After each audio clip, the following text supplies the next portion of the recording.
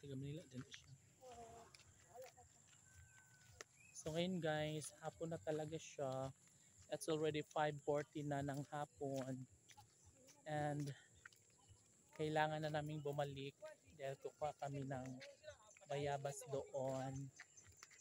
Tara. Hi, enjoy kayo sa jogging.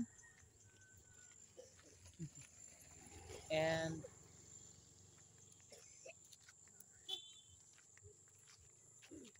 daming mga kabataan doon, mga kaibigan ko. Yan, maglibang-libang talaga kaysa maano pa sila. Gusto mo sa nina ay basa ka na. Oh, gani. Pagamay. Alimuot ba ng plastic? Muti sa nina plastic. Para Jabag mo kuan to mo gimok. Dagan sila. hindi sa view oy magana ka kaya dito. Ano na, hindat na. Wow, ganda naman.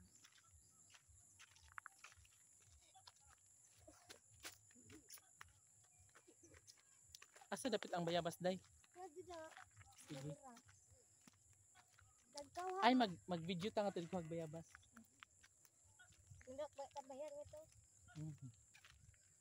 Yes, mo mig bayabas ni Janet kay taod-taod na sad nga ako kaugma. Yes, mais.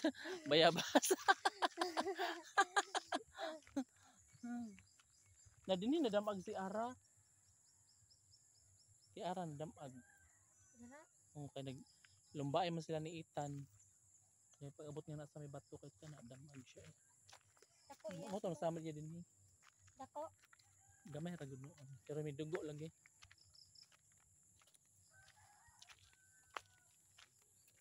Amang? Amang? Amang? Oh my God.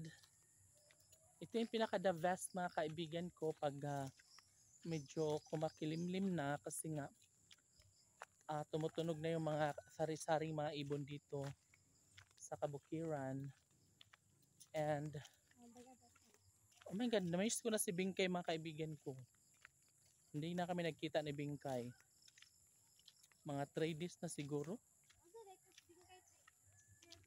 Ambot asa gibutang. And guess, nandito na yung bayabas. Yan.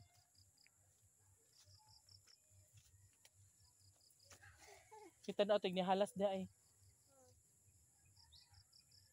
Guess, kumuha na si Janet ng bayabas. Sige daw. Humok ra? Kita daw kog usa.